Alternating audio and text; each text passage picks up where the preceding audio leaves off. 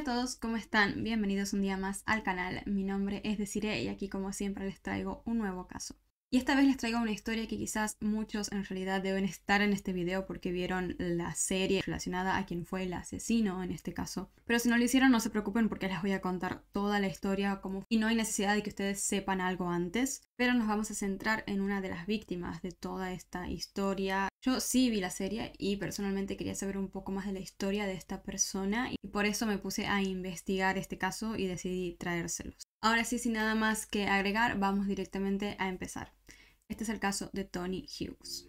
Tony Hughes nació el 26 de agosto de 1959 en Estados Unidos. Más específicamente en la ciudad de Milwaukee, la cual es la más poblada del estado de Wisconsin. Cuando era tan solo un bebé, Tony contrajo neumonía, y para batallar esta enfermedad los médicos le recetaron una serie de medicamentos, pero se desconocía en aquel momento que estos podían generar efectos secundarios graves e irreversibles. Tony se curó de su enfermedad, sin embargo, como consecuencia de haber consumido estas sustancias, perdió permanentemente su capacidad auditiva. Con el tiempo tampoco pudo desarrollar el habla, convirtiéndose en un niño sordomudo. Tony se comunicaba no solo a través del lenguaje de señas, también utilizaba notas escritas y además desarrolló la capacidad de leer los labios. A pesar de las dificultades que tuvo que atravesar desde niño, la madre de Tony lo describió como un chico que era extrovertido, alegre y que podía hacer amigos fácilmente. Pasaron los años y Tony se graduó en la escuela para sordos de Wisconsin. Después de su graduación se mudó a la ciudad de Madison, la capital estatal del estado de Wisconsin. La misma queda a 1 hora y media aproximadamente de Milwaukee. Tony era aspirante a modelo y sabía que en la capital le sería mucho más fácil ingresar a la industria de la moda y el modelaje. El joven también era un miembro activo de la comunidad LGBTIQ+, y solía frecuentar varios bares de este estilo. En estos lugares, Tony solía interactuar con otros hombres escribiendo en su blog de notas. Para el año 1991, Tony, a la edad de 31 años, logró conseguir su primer empleo fijo en Madison. Sin embargo, nunca llegaría a cobrar su primer salario, por lo que ocurrió el 29 de mayo de ese mismo año. Aquel día, el joven regresó a Milwaukee desde Madison para visitar a su familia. Esa misma noche decidió salir a un bar gay de la zona y allí se encontró con un joven que le llamó su atención, llamado Jeffrey Dahmer, quien era un cliente habitual en este lugar. Después de interactuar por un rato, Jeffrey invitó a Tony a continuar la noche en su departamento, y el joven aceptó. Aquí es donde la información varía según las fuentes en las cuales se consulte, con respecto a si Jeffrey y Tony se conocían o tenían alguna especie de relación o vínculo antes de este encuentro del día 29 de mayo de 1991. Por ejemplo, uno de los amigos de Tony afirmó que ellos se conocían desde hacía más de un año antes de este día en particular, mientras que otra fuente verificada dijo que ellos se conocían desde hace 2 años antes. La madre de Tony afirmó que ese día su hijo le había contado que iría a visitar a un amigo llamado Jeffrey, mientras que otras fuentes comentaron que en realidad la madre dijo que su hijo le había contado que el nombre de su empleador de este nuevo trabajo que tenía era Jeffrey. A pesar de las variaciones en la información, hay algo en particular que les voy a contar un poco más adelante que nos lleva a creer que ellos efectivamente sí tenían un vínculo previo a esa noche específica en el bar. Pero hasta eso entonces regresemos a donde nos habíamos quedado. Como les comenté, el 29 de mayo, después de reunirse en aquel bar, Jeffrey invitó a Tony Hughes a su departamento. Él aceptó y ambos se fueron juntos. Al día siguiente, Tony no regresó a casa. Sus familiares creyeron que él simplemente había vuelto a Madison para trabajar. La verdadera preocupación llegó cuando unas horas después llamaron desde el trabajo para decirle a los familiares que Tony nunca se había presentado a trabajar ese día. De esta manera, Tony Hughes fue reportado como desaparecido el día 31 de mayo de 1991. Sus conocidos comentaron que la última vez que lo vieron había sido la noche anterior en aquel bar. Como les dije, una de las fuentes afirma que Tony le había contado a su madre que esa noche se encontraría con un amigo llamado Jeffrey. Sin embargo, la mujer no pudo ponerse en contacto con este supuesto amigo porque solo sabía su nombre de pila, Jeffrey. No tenía ningún otro tipo de información sobre él. Se colocaron diferentes carteles con la imagen de Tony comentando que estaba desaparecido en todo Milwaukee, incluso también en el periódico local. Sin embargo, pasaban los días y no se tenía noticias sobre Tony Hughes. Su madre cuenta que durante estos desesperantes días solo le rogaba y le suplicaba a Dios que le revelara la ubicación de su hijo y que necesitaba saber si al menos estaba vivo o no. De esta manera pasó aproximadamente un mes y medio. Y el día 22 de julio de 1991 apareció un sujeto llamado Tracy Edwards corriendo por las calles de Milwaukee, sin ropa y con esposas en una de sus muñecas. Una patrulla policial lo vio y lo interceptó. El sujeto estaba muy asustado, dijo que acababa de escapar de un hombre que lo quería asesinar. Los agentes, muy preocupados y extrañados, le pidieron la información de dicha persona.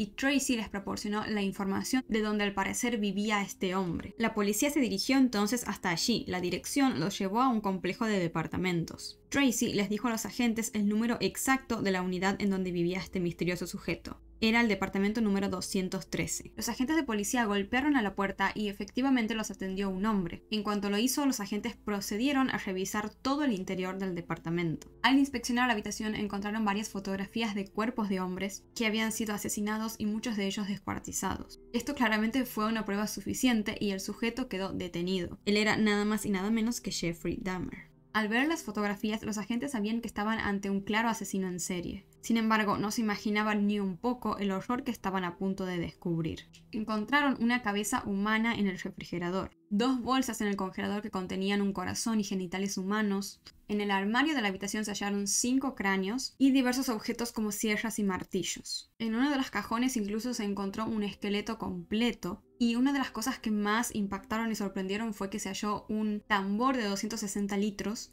lleno de ácido que contenía diferentes partes humanas. Jeffrey Dahmer confesó ante la policía que había cometido todos estos asesinatos y dijo que el primero lo había llevado a cabo en el año 1978. Considerando que fue descubierto recién en 1991, nos damos cuenta de que este hombre estuvo 13 años matando con total impunidad. Su primera víctima, como les comenté, fue en el 78.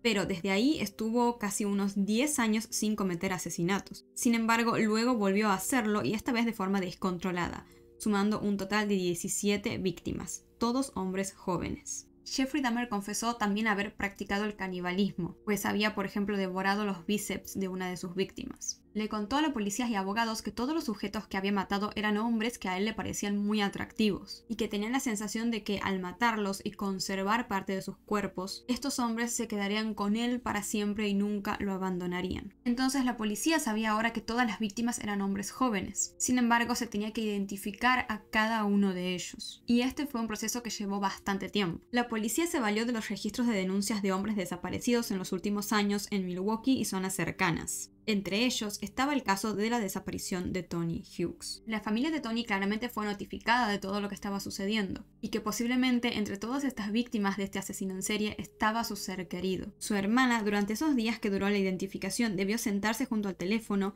y esperar la llamada de los agentes de policía, que le confirmarían si entre los cuerpos encontrados estaba el de Tony. Da miedo solo temer que uno de esos cuerpos pueda ser mi hermano. Da mucho miedo, dijo la hermana. Lamentablemente, los estudios de los registros dentales de uno de los cráneos encontrados en el departamento confirmaron que este era el de Tony Hughes. Sin embargo, se halló solo el cráneo, el resto de su cuerpo nunca se encontró. Gracias a las confesiones de Jeffrey Dahmer, el asesino, y a las declaraciones de diferentes testigos, los investigadores pudieron realizar la reconstrucción de cómo fue el crimen de Tony. El modus operandi de este asesino consistía en colocarle diferentes sustancias a las bebidas de hombres que llevaba a su departamento con el objetivo de dejarlos inconscientes y después quitarles la vida. Esto mismo hizo con Tony Hughes aquella noche que lo acompañó después de aquel encuentro en el bar. Le colocó una sustancia en su bebida y el joven quedó inconsciente. Sin embargo, Jeffrey Dahmer confesó que en el caso de Tony Hughes, él quería buscar una forma de tenerlo con él para siempre, al igual que con el resto de sus víctimas, pero esta vez sin asesinarlo. Por lo tanto, mientras Tony estaba inconsciente, el asesino tomó un taladro y le realizó un agujero en el cráneo, con el objetivo de convertirlo en una especie de zombie, según sus mismas palabras. Esta, según él, fue una idea que también surgió de sus propios pensamientos. Su objetivo era intentar quitarle toda la voluntad a la persona. Quería tener a alguien con él que no se quejara, que nunca lo abandonara y que estuviera ahí para él, para lo que él quisiera. Algo básicamente como un muerto, pensarán ustedes, pero esta vez él quería que Tony esté con vida. Buscaba otro tipo de satisfacción con él. Sin embargo, la idea de Jeffrey no funcionó, pues una vez que le realizó el agujero en el cráneo, le inyectó ácido creyendo que así lograría su objetivo, pero esto le terminó provocando la muerte a Tony. Una vez fallecido, Jeffrey se deshizo muy bien de todo el cuerpo de Tony, excepto de su cráneo, el cual decidió conservar. Este mismo fue el que halló la policía en el departamento y que se convirtió en la pieza clave para ayudar a identificar a la víctima. Durante ese mismo mes, la organización sin fines de lucro Career Youth Development envió consejeros para ayudar a las familias de las víctimas a superar su dolor. Uno de estos consejeros comentó luego de visitar a la madre de Tony que nunca había visto a una mujer tan herida emocional y espiritualmente como ella. Al año siguiente, Jeffrey Dahmer fue condenado y sentenciado a 16 cadenas perpetuas consecutivas en prisión. En noviembre de 1994, Jeffrey Dahmer falleció dentro del centro penitenciario. Bueno, en realidad fue asesinado, pues un compañero de prisión llamado Christopher Robert lo golpeó en la cabeza con una mancuerna del gimnasio mientras se encontraban allí. La madre de Tony había asistido a varias audiencias cuando se desarrolló el juicio contra Jeffrey Dahmer. Sin embargo, una vez que finalizó todo este proceso, la familia se mantuvo fuera del ojo público. Una de sus terapeutas dijo que la madre de Tony luchó valientemente para salir de este dolor y encontró consuelo en la religión. Después dedicó su vida a ayudar a otras personas para que nadie más tuviera que soportar una tragedia similar. Los que vieron la serie sabrán que la madre de Tony recitó un poema el día del juicio de Jeffrey Dahmer dedicado a su hijo. Así que para finalizar este video les voy a estar dejando como especie de pequeño homenaje este poema completo con diferentes secuencias visuales. ¿Por qué soy una víctima en tu mundo cruel y despiadado? A pesar de que no puedo hablar en voz alta, escúchame de todos modos, trata de tener piedad de mis gemidos. Mira las lágrimas que se derraman por mi rostro. Date cuenta que cada una es un grito de ayuda. Date cuenta de que mis señales te están mostrando que quiero vivir. Dime qué es lo que te he hecho para convertirte en un monstruo, para convertirte en un maníaco, para convertirte en un demonio. Mi Dios, ¿quién eres? ¿Qué eres? Nunca me has mostrado este lado tuyo. Puse mi confianza en ti. Pensé que eras mi amigo hasta el final, pero no te conocía tan bien como pensaba. Nunca sentí que el final sería así. ¿Hay alguien que pueda ayudarme? Mamá, papá, hermana, hermano, ¿alguien? Por favor, ayúdenme. ¿Qué me está pasando? Todo parece ir más lento. Estoy confundido, estoy somnoliento. Mi coordinación se ha contaminado. Amigo mío, ¿qué es lo que me has dado? ¿Qué es lo que me estás haciendo? Estoy indefenso. ¿Es emocionante para ti saber que no puedo defenderme? ¿Y que la lucha más dura de mi vida es luchar por mantener los ojos abiertos con la esperanza de ver el amanecer de un nuevo día? Sin embargo, tienes control total sobre mí. Mi vida está en manos de alguien que fue un amigo, pero se convirtió en un extraño, quien se ha convertido en mi peor pesadilla. Pero un día sé que te atraparán. Crees que eres bueno en lo que estás haciendo. Recuerda que todo lo que se haya hecho en la oscuridad saldrá a la luz y el mundo entero sabrá lo feo que eres en realidad. Mamá, me fui. Mi esperanza, mi aliento, mi deseo de vivir me ha sido arrebatado contra mi voluntad y emocionalmente sé que hay una espina que te perfora el corazón día y noche debido a esto. Pero no estoy muy lejos. Cuando tienes frío, te rodeo con mis brazos para calentarte. Si te pones triste, suavemente tomaré tu corazón y te animaré. Si sonríes, sonreiré junto a ti. Cuando estés feliz, me convertiré. Lo sabré porque lo estás pensando.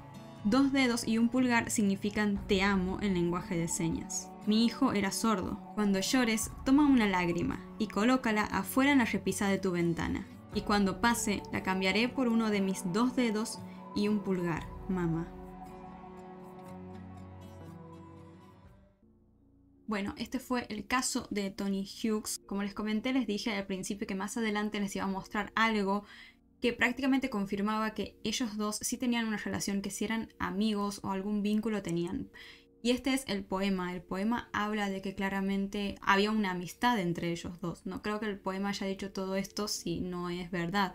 Este caso costó bastante investigarlo por el hecho de que hay mucha información que varía demasiado según las fuentes, también las fechas en las que ocurrieron los hechos, etc. Sin embargo, traté de armarlo según las fuentes más confiables, por así decirlo, fuentes documentales más que nada, porque sé que posiblemente muchos vengan de la serie y bueno, sabemos que una serie, una historia, cuando se lleva a la ficción siempre se cambian cosas. Esto es algo normal, sé que muchas personas se molestaron porque se cambiaron muchas cosas y en realidad cuando se hace una ficción es bastante normal que esto suceda.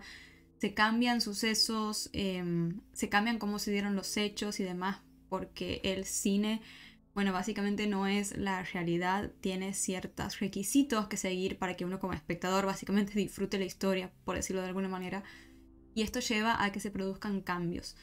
En historias como esta, la verdad que sí es bastante delicado cuando se suprimen personajes o se cambia, por ejemplo, cómo se dio la situación con una víctima. Entonces se entiende un poco la molestia de algunas personas. Y por esto también cuando vi la serie a mí me cautivó mucho el caso de Tony y lo puse a investigarlo por mi propia cuenta para saber cómo habían sido realmente los hechos. Y esto también creo que sucedió porque es prácticamente la única víctima de la cual sabemos más su historia, sabemos más quién era. La serie en general pasa por el lado de él, de Jeffrey, más que por las víctimas.